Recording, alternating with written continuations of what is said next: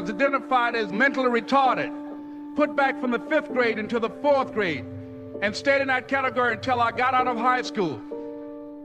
I don't have any college training, but I met a high school teacher who one day changed my life. I was waiting on another student, and when he came in, he said to me, "Young man, go to the board and write what I'm about to tell you."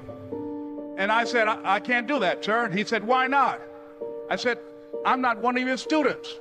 He said, "It doesn't matter, follow my directions now." I said, "I can't do that, sir." He said, "Why not?" I said, "Because I'm educable, mentally retarded." And he came from behind his desk and he looked at me. He said, "Don't ever say that again. Someone's opinion of you does not have to become your reality." And as he talked, my heart began to beat fast.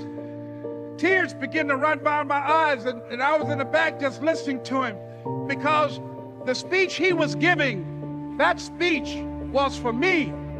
And he said, "Les Brown," he said, "if you want to do anything worthwhile in life, you've got to be hungry." I told Mr. Washington I wanted to become a disc jockey. And so I started working to develop myself. He said, "I want you to practice every day being a disc jockey." I said, "But I don't have any job now." He said, "It doesn't matter." He said that it's better to be prepared for an opportunity and not have one than to have an opportunity and not be prepared. And as I was working to develop myself, I applied for a job as a disc jockey, WMBM on Miami Beach. I went to a guy named Milton Butterball. I said, "How you doing, Mr. Butterball? I'd like to get a job as a disc jockey." He looked at me, he said, "You have any broadcast background?" I said, "No, sir, I don't." "You have any journalism background?" I said, "No, sir, I don't." He said, "We don't have any jobs available." I said, "Yes, sir."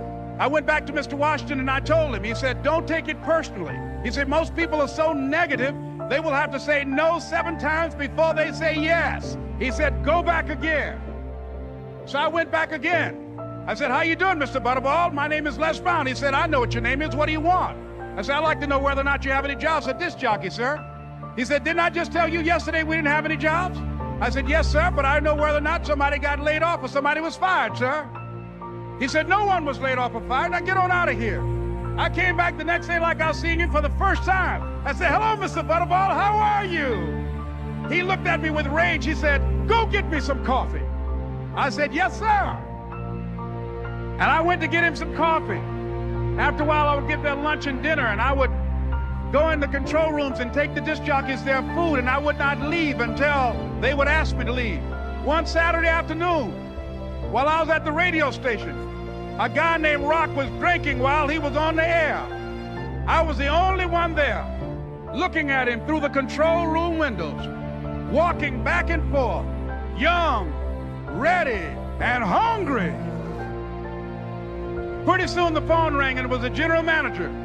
And I answered the phone. I said, "Hello?" He said, "Les, this is Mr. Klein." I said, "I know." He said, "Rock can't finish his program." I said, "I know." He said, "Would you call one of the other DJs in?" I said, "Yes, sir." I hung the phone up. I said, "Now he must think I'm crazy." I called my mom and my girlfriend, Cassandra. I said, "Y'all turn up the radio and come out on the front porch. I'm about to come on the air." I waited for about 20 minutes, and I called him back. I said, "Mr. Klein, I can't find nobody." He said, "Young boy, do you know how to work the controls?" I said, "Yes, sir." He said, "Go in there and don't say nothing here." I said, "Yes, sir." I couldn't wait to get behind those controls. I put on an old Stevie Wonder record called Fingertips. I sat down behind that turntable. I said, "Look out, this is me, LB Triple P, Les Brown, your platter playing papa. There were none before me, and there will be none after me. Therefore, that makes me the one and only. Young and single and love to mingle, certified, bona fide, indubitably qualified to bring you satisfaction, a whole lot of action. Look out, baby, I'm your love man." I was hungry. I was hungry. You got to be hungry. Begin to know that you have greatness within you. And if just one of you here begin to envision yourself as being blessed and highly favored to reach your goals, if just one of you capture the essence of what that means, that you have greatness within you and a responsibility to manifest that greatness, that you can make your parents proud, you can make your school proud, you can touch millions of people's lives, and the world will never be the same again because you came this way. It was hard, ladies and gentlemen, coming to speak to people. and I was facing financial difficulties in my own life. I was behind on my bills and my dreams, and I'm saying to them, you can live your dream. It was hard, ladies and gentlemen. It was very difficult to pick myself up each day believing that I could do it. There were times that I doubted myself. I used to ask myself, can I do this? And something said within me, you're the one. Don't give up on your dream. By continuing to push forward, by continuing to run toward my dream, that one day I would have my own talk show.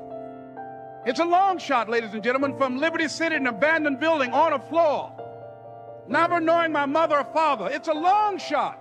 Being here with you today in this dome in Atlanta, it's a long shot. No college training, labeled educable, mentally retarded, but I kept running toward my dream. Don't stop. Don't stop running toward your dream.